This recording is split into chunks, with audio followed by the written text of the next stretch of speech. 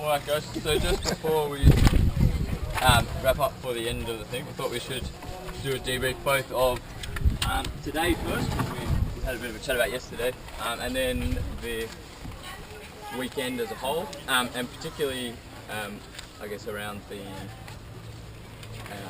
guiding component of it. So there was particular feedback around things that could be done better or things that were really good around the way the instructors presented. Was really good, but probably we'll start with today because that's probably more fresh. So all people's general feelings about today as a whole. It's really good fun. Exhausting. Quite warm. For you either here. I suppose constructive criticism, just be mindful of the group and the heat and conditions and length of riding as well. But no, all good for us. I think it was probably fine because we're adults, but if it was a group of scouts, we should have stopped for lunch earlier. Yeah.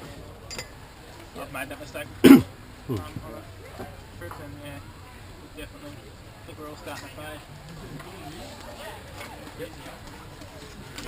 I think it was good to put the things that we were learning yesterday into the practice. I thought it was great to go out there and do it somewhere new before. It's quite different as well. Yeah. One thing the riding as well was better, I thought, linking. So as opposed to doing the skills yesterday where it was very stop-start. And that would have been the case. Like if we stayed there or here, the second day would have been a lot more around, because it's then doing lots of step-ups or lots of drop-offs, and that's actually, because a lot of times you know what you want to be doing, but you've got to... It was good because you could see that progression. Yeah. This is a good example of how a normal day would be run. Actually, going out of full rides but breaking it down into sections and talking about...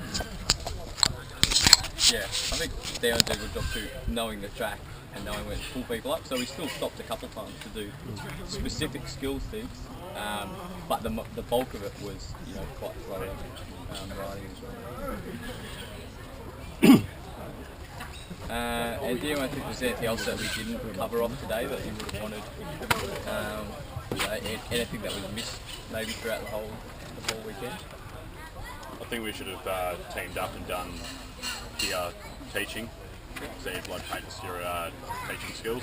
I even picked a feature and gone, actually stood beside it, take turns standing beside and coaching the person to go down it, using the skills that we've learned yesterday and today. I think we did that very well at the step up.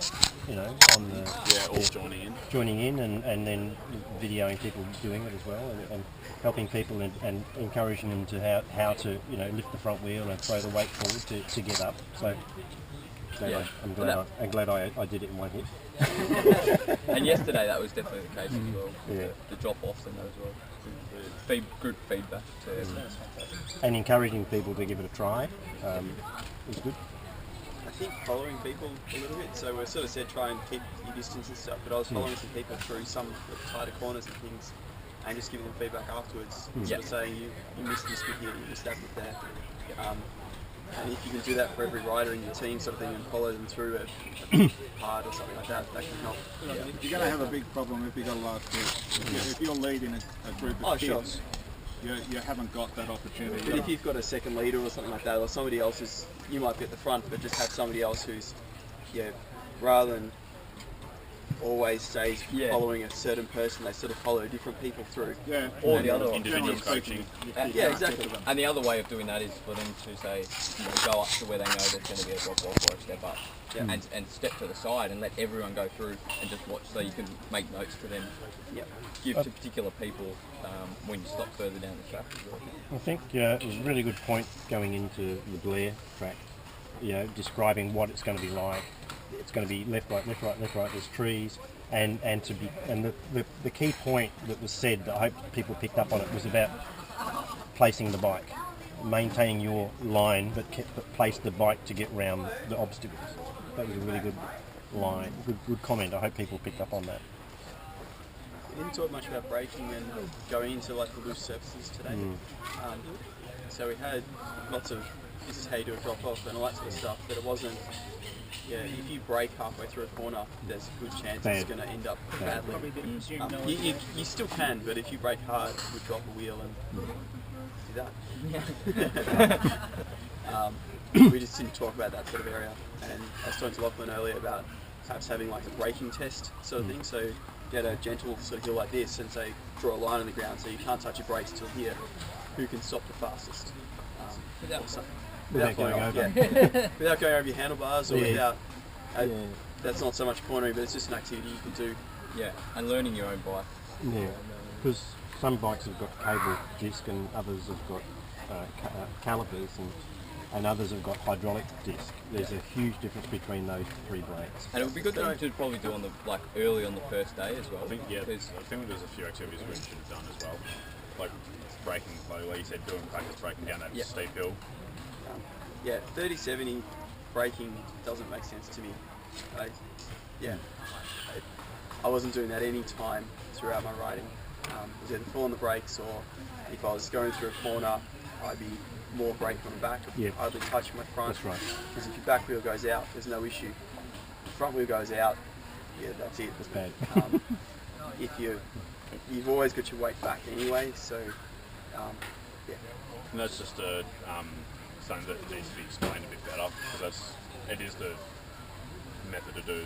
Most of it should be on your front, so you don't actually lose that traction in the back. I think it's something that needs to be explained a bit better than what we did. Yeah, and maybe we need to get a bit more, get some advice from Simon on how's a good way to teach the braking, because that's probably we probably didn't get taught on that either.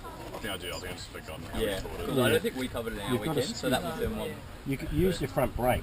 That's your maximum stopping, but you've got to do it when you're going straight. Yeah, it would be good to know that. You've got to do it before you enter the corner. The teaching points for that, and maybe some activities to test that, and so you can do that to break it down a bit more. Yeah. So things like you're sitting on your seat, most of your weight's further back.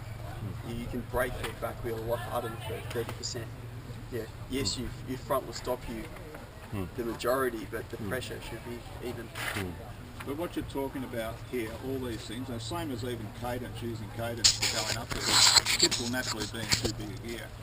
And you're talking about starting at A level and allowing them just to progress up very slowly as far as how fast they're going. Most of the riding I did this weekend, before I stopped, I was playing catch up all the time. So I was probably the most at risk all the time because I was beyond my at the limit of where I was comfortable all the time.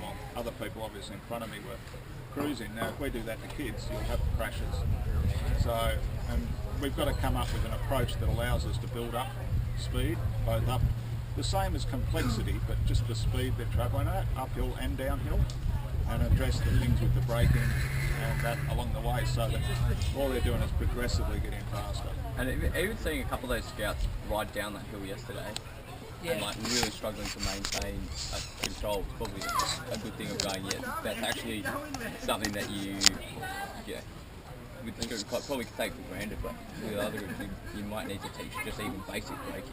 I'm saying, like, for some groups, like the trial that we did in the morning at the back, that might be the most advanced thing you do all day. Yeah, absolutely. That's what we do with the scouts and cubs. It'll be a lot of doing all that lessons of breaking it down, and then that will be the kind of trails you do. Yeah. Or you even just do that trail and do one lap around the lake. Yeah. Might be because you're going to be slow with the younger kids and be teaching a lot.